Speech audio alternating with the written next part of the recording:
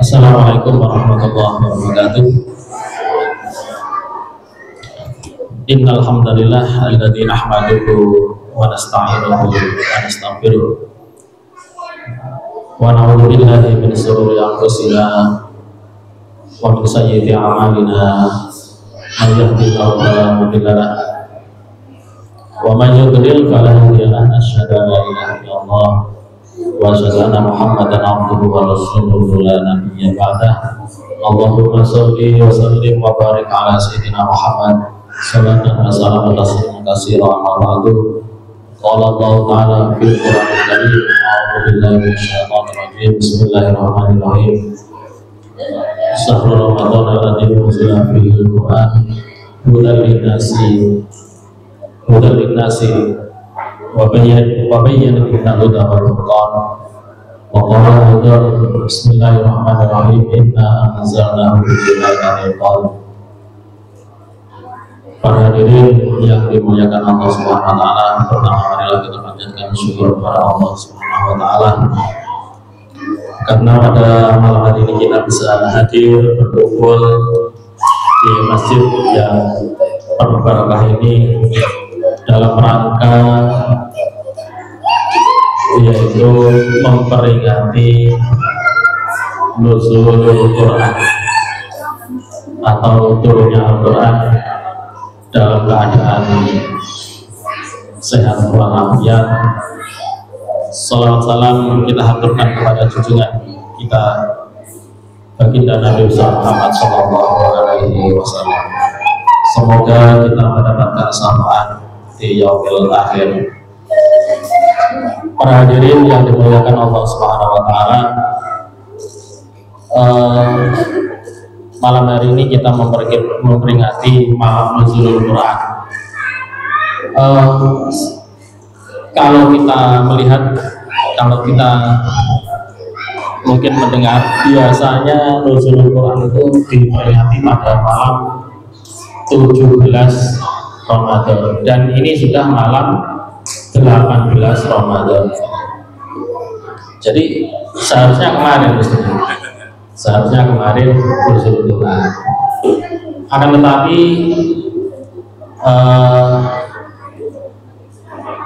mungkin saya akan sedikit mengomentari video-video yang sering beredar TikTok atau di Facebook gitu ya. Kan sekarang banyak gitu ya, ustadz-ustadz bermunculan. Bagaimana hukumnya nuzulul Quran, bagaimana hukumnya hari raya ketupat, mau macam-macam di YouTube itu, mau macam-macam gitu. Bahkan sholat witir itu 3 rakaat langsung atau 2 rakaat 1 rakaat, itu mau macam-macam, seperti itu mau macam-macam gitu. Bermunculan video-video seperti itu. Ada yang seakan-akan menyalahkan, ada yang membolehkan, ada yang tengah-tengah gitu ya. Artinya silahkan pilih yang mana. Kalau nuzulul Quran ini malam 17 Ramadan gitu. Kalau kita melihat hadisnya atau dalil Al-Quran, ini tidak ada penjelasan bahwasanya Al-Quran itu diturunkan pada malam 17, tidak ada. Maksud saya secara tekstual ya, bahwasanya malam 17 itu adalah diturunkannya Al-Quran, tidak ada hadis Nabi ataupun Al-Quran yang menerangkan, tidak ada. Sehingga kemarin saya melihat video nuzul Quran itu nggak benar, nggak ada turunannya, bid'ah kan gitu ya. Ada video-video seperti itu. Tapi kenapa di Indonesia masyarakat kita kok merayakan, memperingati nuzulul Quran? Ini berdasarkan ijtihad ulama. Ijtihad ulama. Ijtihad itu apa sih? Ijtihad itu bersungguh-sungguh dalam menentukan sebuah hukum, bersungguh-sungguh dalam menentukan sebuah apa ya, ibadah gitu ya. Kalau saya ditanya, Pak, hukumnya peringatan nuzulul Quran itu bagaimana? Ya tidak wajib, tidak haram, boleh-boleh saja, baik gitu ya. Kalau saya mengatakan nuzulul Quran itu wajib, saya berarti pelaku bid'ah karena menentukan hukum yang tidak pernah diajarkan oleh Nabi. Kalau saya ditanya bagaimana hukumnya nuzulul Quran, boleh, baik. Kenapa saya katakan baik? Coba sekarang kita di sini kumpul, saya berbicara, jenengan mendengarkan. Ini ada majlisul ilmi, ada tolabul. Ini yang kita harus ambil, bukan format hukumnya, bukan. Makanya itu nuzulul Quran itu boleh dilakukan malam 17, malam 18, seperti yang kita lakukan, terserah. Jadi ya. Berdasarkan nuzulul Quran itu berdasarkan ijtihad ulama.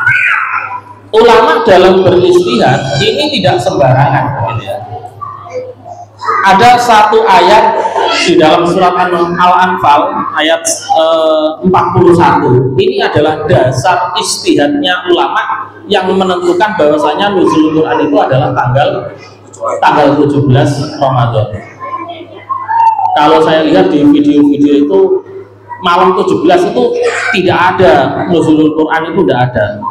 Al-Quran itu diturunkan pada malam Lailatul Qadar. Kalau Lailatul Qadar itu ya berarti tanggal 20, tanggal 10 akhir di bulan Ramadan, bukan malam 17 gitu ya.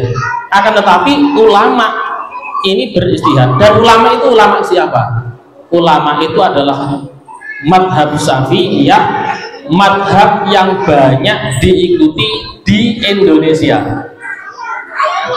Jadi Imam Mujtahid madhab Syafi'i itu adalah madhab yang banyak diikuti di Indonesia. Maka dari itu kompilasi hukum Islam itu banyak mengambil pendapat-pendapat dari madhab Imam Syafi'i dan pengikut-pengikutnya, atau kalau dalam istilah hukum fikih dinamakan ashabnya gitu ya. Apa dasar Imam Syafi'i menentukan kalau nuzulul Quran atau Al-Quran diturunkan itu pada malam 17 Ramadan? Di situ ada sebuah ayat, wa ma anzalna ala abdina yaumal furqani yaumal taqal jam'an. Wa ma anzalna, aku tidak menurunkan ala abdina, terhadap hambaku, yaitu Nabi Muhammad, yaumal furqan, pada hari furqan, yaumal taqal jam'an, yaitu hari bertemunya dua kekuatan besar, dua pasukan besar. Jadi apa yang dimaksud dua pasukan besar itu, yaitu pasukan muslim dan pasukan orang musyrik. Terjadi perang Badar dan bertepatan dengan malam 17 Ramadan. Jadi wama anzalna, aku tidak turunkan Al-Quran terhadap nabiku, terhadap hambaku, yaumal taqal zaman, kecuali ketika terjadinya perang Badar. Jadi istihad dari para mazhab Syafi'i menentukan kalau nuzulul Quran itu adalah malam 17 Ramadan berdasarkan istihad para ulama yang madhabnya adalah madhab Syafi'i.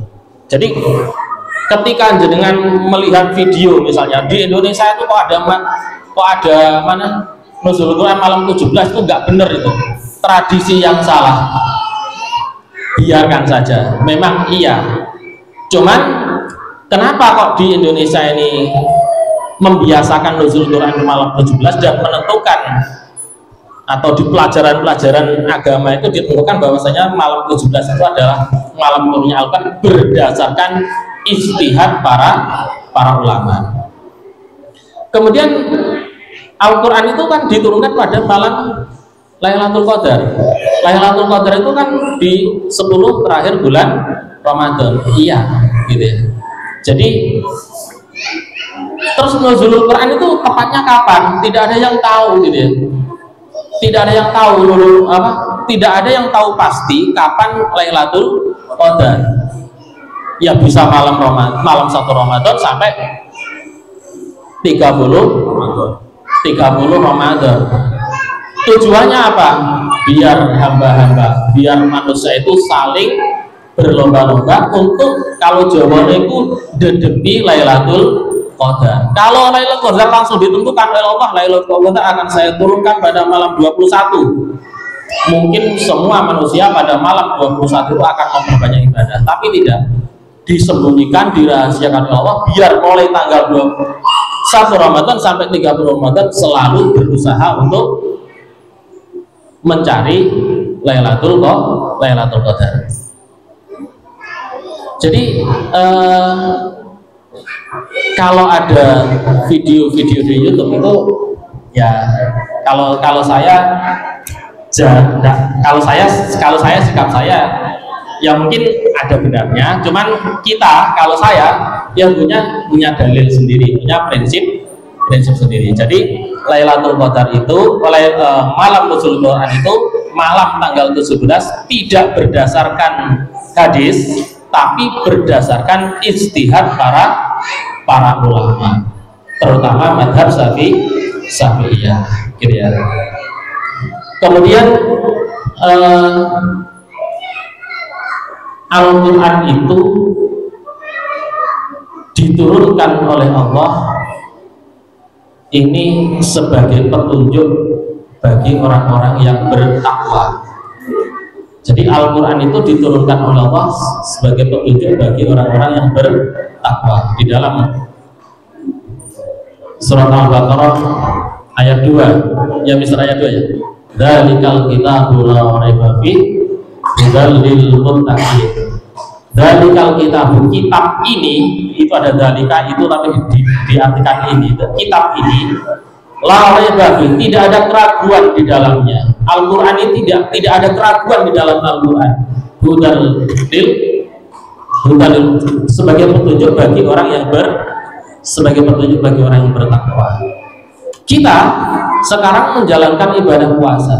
Kalau kita baca ayatnya, akhir dari perintah puasa itu apa?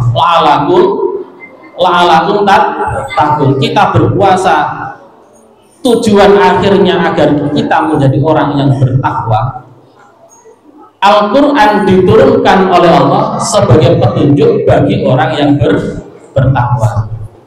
Apa takwa itu? Takwa adalah menjalankan perintah Allah. Takwa adalah berusaha untuk menjauhi larangan-larangan Allah. Apa ciri-ciri dari takwa? Di dalam surat Al-Baqarah ayat 3 dikatakan alladzina yu'minuna bil ghaibi wa yuqimunas sholata wa mimma razaqnahum yunfiqun. Ciri orang yang bertakwa itu orang yang menjalankan perintah Allah dan menjauhi larangan Allah. Ada cirinya. Cirinya adalah yu'minuna bil ghaib. Orang yang bertakwa itu adalah orang yang percaya terhadap sesuatu yang gaib. Orang takwa adalah orang yang percaya sesuatu yang tidak kelihatan. Jangan percaya lah ono pocong misalnya. Mister percaya kalau ada pocong mister. Percaya gaib gitu. Tapi gaib di sini diartikan Allah itu adalah maha gaib. Surga itu gaib, neraka itu gaib, para malaikat Allah itu juga gaib. Kita harus meyakininya karena itu adalah bagian dari ciri orang yang bertakwa. Kalau ada orang tidak percaya terhadap sesuatu yang gaib, tidak masuk dalam ciri orang-orang yang bertakwa. Kemudian yang kedua, ciri orang yang bertakwa adalah wayuqimunas shalah. Orang yang menjalankan sholat. Ini adalah ciri orang yang bertakwa. Pak, bagaimana kalau orang yang tidak sholat? Berarti belum masuk dalam kategori ciri orang yang bertakwa. Pak, sholat itu kan urusan individu pribadi. Iya. Dengan sholat silahkan, tidak sholat juga silahkan. Tapi sholat itu adalah kewajiban bagi setiap orang Islam. Sholat adalah kewajiban bagi orang yang meyakini Islam itu sebagai agamanya. Kalau orang tidak menjalankan sholat, maka belum sempurna keimanannya. Maka itu sholat karmu, enggak sholat karmu. Tapi Ustadz Fikri selalu mengingatkan kepada kita semua untuk sholat. Ada kita mengingatkan sholat Ustadz Fikri. Jadi yang penting orang itu saling mengingatkan, ayo sholat, ayo sholat, ayo sholat. Karena sholat itu adalah pokok dari amal ibadah yang akan kita bawa untuk menghadap Allah Subhanahu wa Ta'ala. Pernah mungkin saya sampaikan di majelis ini, ada neraka yang disiapkan oleh Allah untuk orang yang tidak menjalankan sholat, yaitu namanya neraka Sakor. Bagaimana sifat dari neraka Sakor ini? La tabqa walana lawahatan libas la tabqa walana lawahatan libas, sangat membakar kulit. Lawahatan libas la tabqa walana, tidak membiarkan orang-orang itu untuk menikmati kesempurnaan ketika di neraka. Ketika orang itu dibakar oleh Sakor, akan utuh kembali, dibakar lagi, la tabqa walanada, akan terus la tabqa walanada. Jadi orang yang sholat ini menunjukkan bahwasanya orang ini adalah orang yang bertakwa. Kemudian selanjutnya wa mimma razaqnahum yunfiqun. Ciri yang ketiga dari orang yang bertakwa adalah apabila dia diberi rezeki, diberi karunia oleh Allah Subhanahu wa Ta'ala, yunfiqun, orang ini menafkahkan sebagian rezekinya. Maka dari itu, kalau kita mampunya sedekah 1 bungkus nasi, monggo. Kalau kita mampunya 2 bungkus nasi, silahkan. Misalnya tidak mampu untuk bersedekah, ya tidak apa-apa. Jadi yang dikatakan wa mimma razaqnakum yunfiqun adalah orang-orang yang diberi karunia kelebihan rezeki oleh Allah. Kalau dia mau melaksanakan atau menafkahkan rezeki, maka dia masuk golongan orang-orang yang bertakwa. Kemudian selanjutnya, walladzina yu'minuna bima unzila ilaika wa ma unzila min qablik. Orang yang bertakwa adalah orang yang percaya sesuatu yang telah diturunkan kepadamu dan sesuatu yang diturunkan kepada umat-umat sebelummu. Artinya apa? Ciri orang yang bertakwa adalah orang yang percaya bahwasanya Al-Quran ini adalah kitab Allah, Al-Quran ini adalah kalam Allah, Al-Quran ini adalah mukjizat Rasulullah, Al-Quran ini adalah pedoman hidup bagi umat Islam. Jadi yu'minuna, mengimani Al-Quran dan kitab-kitab yang diturunkan oleh Allah sebelum Al-Quran, kitab Zabur, kitab Taurat, kitab Injil. Ini juga harus kita imani. Kemudian yang terakhir, wabil akhirati hum yuqinun, terhadap akhirat, ya, orang bertakwa itu terhadap akhirat itu yuqinun, mereka sangat meyakini adanya akhirat. Bapak Ibu yang dimuliakan Allah, kehidupan di dunia ini adalah kehidupan yang singkat.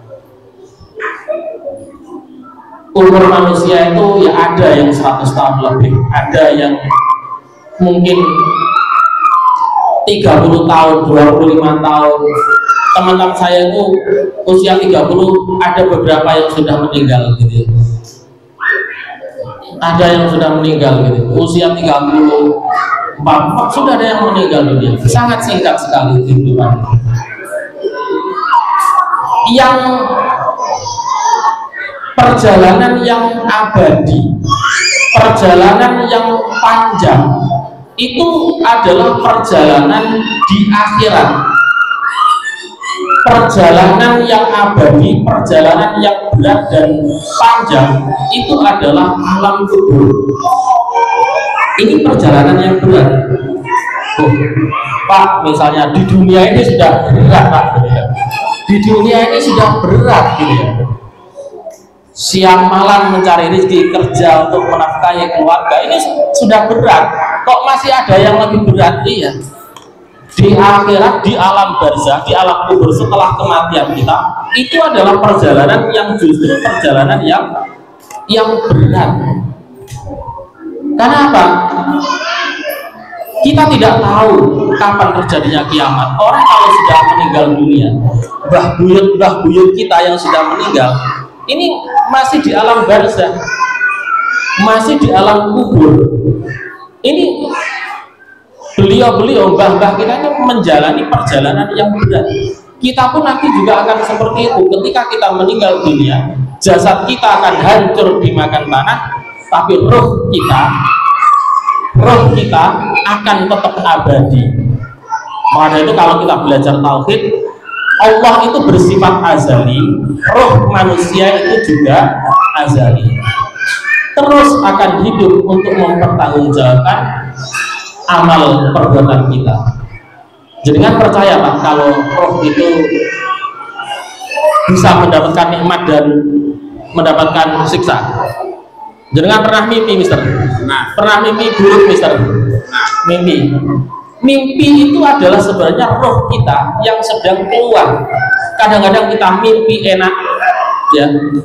Kalau yang bapak-bapak ini pernah mimpi enak kan ya. Kadang-kadang kita juga pernah mimpi buruk. Kalau sudah kita mimpi buruk, bagaimana rasanya dalam mimpi? Kita rasanya takut. Itu adalah gambaran roh kita yang ada di alam barzakh. Mudah-mudahan dengan peringatan Nuzul Quran, kita benar-benar menjadi orang yang muttaqi.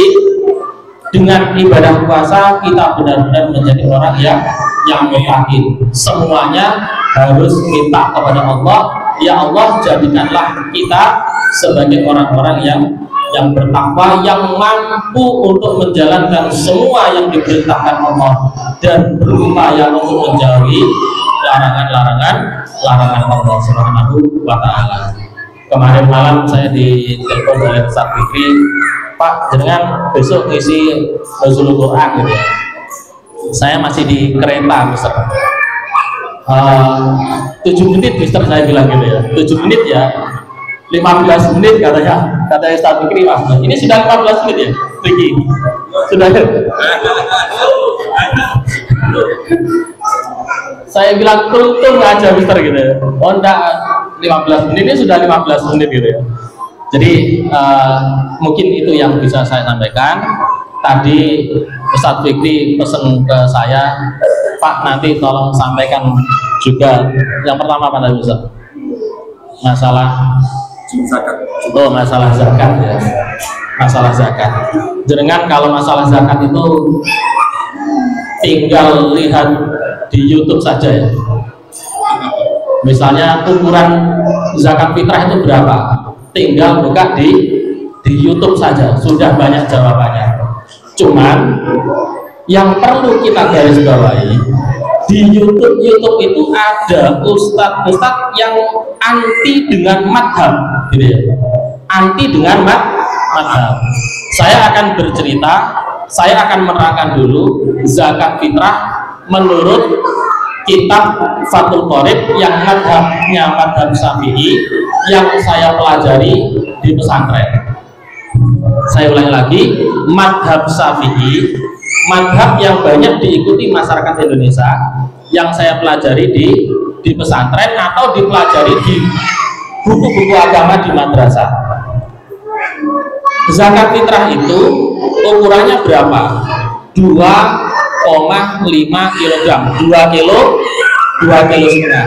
Sejak kecil saya dulu ketika belajar ilmu fikih itu juga 2 kilo setengah.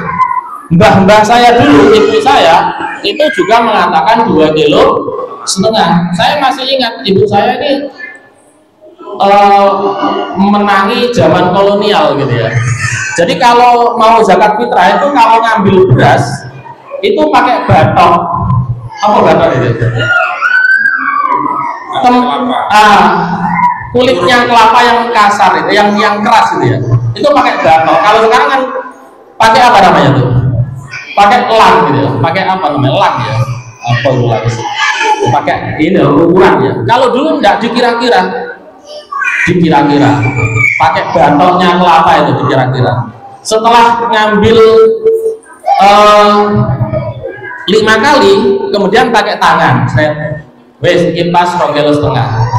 Tapi menurut saya ini enggak 2,5 kilo ini gitu ya, lebih gitu ya. Timbangannya kurang, lebih baik, lebih. Jawabannya untuk saya seperti itu. Timbangannya kurang, lebih baik, lebih. Jadi ukurannya pakai batok. Kemudian akhir-akhir ini ya, mungkin 10 tahunan itu ada video-video di YouTube itu yang menerangkan kalau zakat fitrah itu bukan 2,5 kilo, tapi 2 kilo 7 on. Berdasarkan apa? Berdasarkan ukuran sok yang diambil langsung dari negara Arab gitu ya. Kan ada video-video itu ya. Mungkin zaman dulu belum ada orang yang membawa ukuran sok ke Indonesia gitu ya. Jadi kalau di dalam kitab itu diterangkan zakat fitrah itu ukurannya berapa? Satu sok itu berapa kilo? Kita tidak tahu gitu ya. Sehingga saya pernah baca mengapa NU itu kok menentukan 2,5, itu sebenarnya mengambil jalan tengah gitu ya. Sebenarnya mengambil jalan tengah. Terus setelah ada penelitian ya, kan Islam itu kan harus berkembang ya, ada penelitian sehingga ada orang yang sebenarnya ukuran sok itu berapa, langsung bawa wadah toko Arab, ukuran mud sendiri, ukuran sok sendiri. Setelah diukur dengan kilo ya, dengan kilo itu 2 kilo lebih 7 ton. Lalu bagaimana yang 2 kilo setengah? Sah. Kalau ragu ya ditambahi 2,7. Kalau saya di sekolah gitu ya, itu saya tentukan 3 kilo gitu ya. Loh kenapa kok 3 kilo? Repot, misalnya di toko, Bu saya mau beli beras 2 kilo beton kan repot ya Pak RT, repot ya 2 kilo beton beras ya, imbangnya kangelan gitu ya, 3 kilo. Tapi ada juga yang masih 2,5 kilo. Apakah saya salahkan? Tidak. Kalau ada orang bayar zakat 2,5, ojo disalah nih. Yang 2,7 silahkan, yang 3 kilo juga silahkan. Sudah, itu pandangan saya berdasarkan kitab Madzhab Syafi'i yang saya pelajari dalam kitab-kitab di pesantren. Kemudian kalau ada orang yang ekstrim, kalau 2,5 kilo itu tidak sah, misalnya ada yang mengatakan seperti itu, orang ini mungkin, ustadz ini mungkin tidak mempelajari atau tidak sadar histori Islam yang ada di Indonesia itu bagaimana. Dia taunya sekarang ini Islam sudah banyak di Indonesia, tidak belajar historinya sejak dulu kan gitu ya.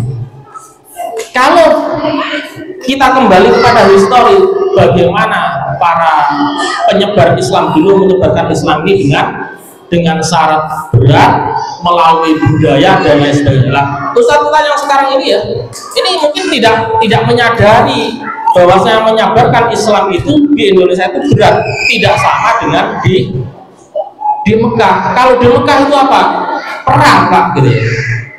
Di Mekah itu perang kan ya. Kita lihat Andalusia, Spanyol sebenarnya ya, kalau Mister ini sejarah mesti paham, lebih paham dari saya katanya. Andalusia ini Spanyol itu kan negara non muslim, ditaklukkan oleh Tariq bin Ziyad. Menurut orang Spanyol, menurut orang Andalusia, orang Islam itu penjajah gitu. Orang Islam penjajah. Ketika dikuasai oleh Islam, semuanya Islam, banyak masjid-masjid di sana. Tapi ketika pusat pemerintahan Islam kalah, rakyat asli Andalusia ini memberontak. Akhirnya kembalilah ke asalnya. Islam menjadi sedikit di sana. Tapi kalau di Indonesia, bagaimana penyebaran Islam melewati budaya, pendekatan. Nah ustaz-ustaz sekarang ini yang keras itu ya, itu nggak melihat itunya, yang lihat bahwa aku tahu belajar yang Madinah itu kok ini, yang Mekah itu kok ini, ya sudah gitu ya. Nah gitu ya. Saya tertarik dengan tadi ada video di grup GWK gitu ya. Masjid di Indonesia itu salah kaprah gitu ya. Gitu ya. Mungkin kita sudah lihat ya, masjid di Indonesia itu salah kaprah. Kalau ngimami itu selalu dorongan. Seharusnya nggak gitu. Iya memang. Idealnya yang ngimami masjid itu tidak saling mendorong. Tapi kita juga harus melihat di Mekah itu yang ngimami Masjidil Haram itu gajinya besar. Jadi selain yang ditunjuk, jangan maju, gitu ya. Tidak usah jauh-jauh. Saya asli Uluan ya. Masjid di Uluan itu kasnya banyak, sawahnya banyak. Saya tahu kenapa, karena mbah saya itu pernah wakaf itu setengah bau. Kalau setengah bau berapa ya? Setengah hektar ya. Itu kalau ditunjuk jadi imam, maka dia imam ini dikasih garapan sawah 1/4. Tukang adzan dikasih garapan sawah 1/4. Kalau disewakan itu sama dengan gaji 1 tahun 6 juta. Ini masjid di daerah saya. Jadi imamnya nggak ganti-ganti. Yang tukang adzan juga nggak ganti-ganti sampai mati gitu, nggak ganti-ganti. Kalau seperti itu bisa ya. Tapi kalau di masjid para umumnya kan masjid sukarelawan ya. Siapa yang mau imami ya monggo. Gitu ya. Bukan dorong-dorongan ya, bukan ya. Kalau saya sama Pak Basuni bukan dorong-dorongan Pak RT, bukan ya. Saya sebagai orang Jawa itu saya paham kalau saya maghrib imami pasti Pak Basuni itu Isa. Nanti subuhnya saya monggo Pak gitu ya. Walaupun jadwalnya saya tetap monggo. Saya sebagai orang Jawa juga mempersilahkan. Bukan dorong-dorongan gitu ya. Tapi kalau dengan Ustadz Fikri harus didorong. Kalau Ustadz Fikri harus didorong. Kalau nggak didorong nggak mau ya Pak RT ya. Jadi kalau saya harus dorong, tapi kalau saya Pak Basuni bukan dorong-dorongan, monggo Ustaz gitu. Saya sebagai orang Jawa juga punya ini ya.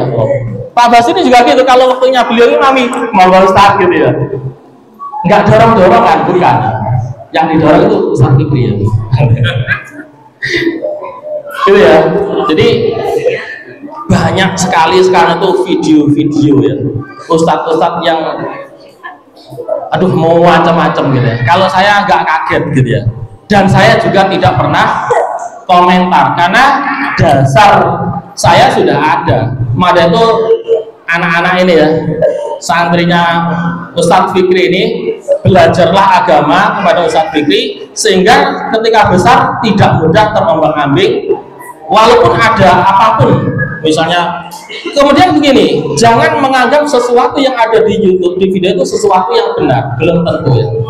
Maka itu ketika saya melihat videonya orang-orang salafi berceramah, dikomentari oleh orang-orang, oh Ustadz gendeng, Ustadz goblok, Ustadznya digoblok-goblok gitu ya.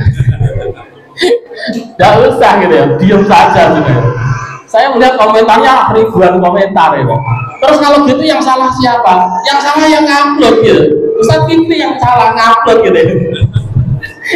Yang komentar kalau nggak diupload kan nggak tahu gitu. Jadi sekarang itu jangankan gitu, sekelas Gus Bah, Ustadz Adi Hidayat ketika mencontohkan mandi besar aja masih dikomentari gitu ya. Oh itu tidak sesuai itu. Airnya itu harus satu pola. Kalau saya paham, kalau madzhab Syafi'i air itu harus dua pola. Saya punya mas ya, mas saya itu Muhammadiyah gitu ya. Muhammadiyah tulen mas saya gitu ya. Ini kamar mandinya enggak seperti kamar mandi di desa-desa yang besar, jedingannya besar itu enggak gitu ya. Ya kecil, kenapa? Beliau fikihnya tidak memakai sama dengan saya yang madhabnya adalah madhab Syafi'i. Beliau punya pedoman sendiri, mungkin madhab Maliki, Hanafi atau Hambali. Itu Mister ya. Ada lagi Mister? Tadi apa? Niat. Oh ya. Untuk zakat fitrah itu Pak, bagaimana kalau zakat fitrah? Apakah harus niat nawaitu an ukhriza zakat fitri? Saya nggak bisa Arab. Walaupun tidak dibaca nggak apa-apa.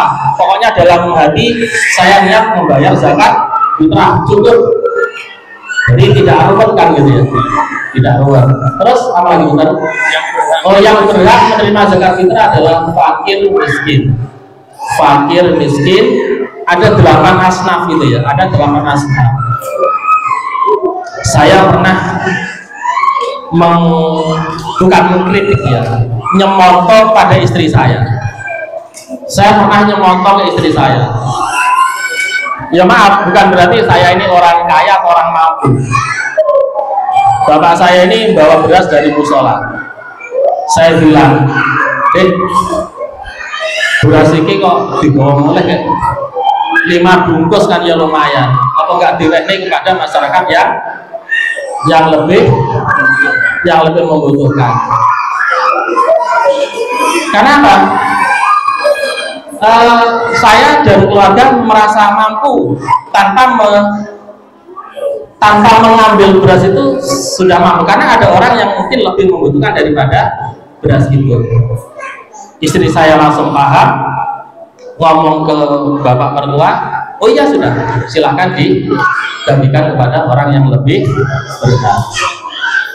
Jadi menurut saya, kalau memang misalnya saya dikasih beras, insya Allah akan saya berikan kepada orang yang lebih berat. Maaf, saya di sekolah itu kadang dikasih beras, dikira panitia zakat, bukan ya.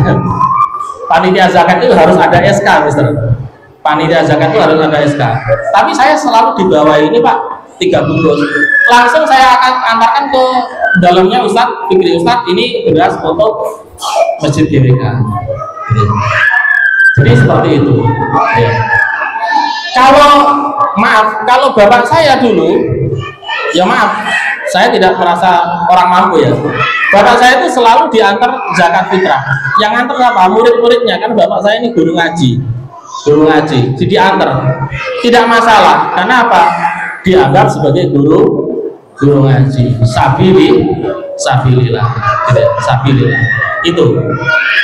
Jadi kalau intinya ya, fakir miskin, orang yang hutang ya, dan apa lagi itu, wafiri wal gharimina wal mu'alaf, orang mu'alaf, kemudian apalagi orang mu'alaf dan orang sabilillah ya. Jadi fisabilillah, gharim ini saya sering berjelurkan Pak ya dengan teman-teman di kantor itu ya. Dulu itu pernah ada program dari Kementerian Agama, gaji pegawai itu akan dipotong otomatis untuk zakat. Dulu pernah, tapi mendapatkan penolakan. Ada yang menolak, saya sudah zakat kepada tetangga saya.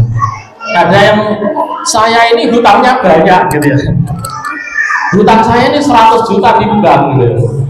Tapi gaji sampean setelah dipotong 1 bulan masih berapa?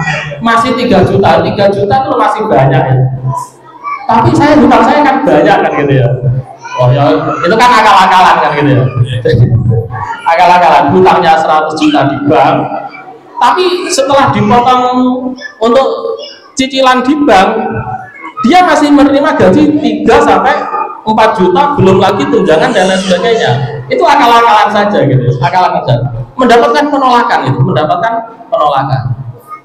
sehingga nggak jadi, nggak berani gitu ya. Kenapa nggak berani? Kalau ini sampai tahu LSM rame gitu ya, kok dipaksa gitu. Tapi kalau di Banyuwangi, istri saya itu ada istilahnya, setiap bulan semua pegawai, guru atau pegawai itu harus menyantuni satu keluarga yang miskin, dan itu ditunjuk oleh kabupaten. Nah, gitu ya. Jadi misalnya menunjuk keluarga ini tiap bulan menyantuni itu besarannya berapa? 100.000, dan tidak boleh berupa uang, harus berupa barang pokok, telur, minyak, beras. Ini sudah 3 tahun ya. Jadi istri saya itu seperti itu, tiap bulan harus menyatu, dan tahun ini keluarga siapa, nanti beda, semuanya harus seperti itu, dan nurut semua ya, dan nurut semua. Mungkin itu saja Ustaz yang bisa saya sampaikan, kurang lebihnya mohon maaf. Kalau sekiranya yang saya sampaikan itu benar, itu mungkin dari Allah. Kalau salah, itu adalah memang pengetahuan saya yang sangat salah, yang sangat kurang. Saya akhiri, ihdinas siratal mustaqim. Wassalamualaikum warahmatullahi wabarakatuh.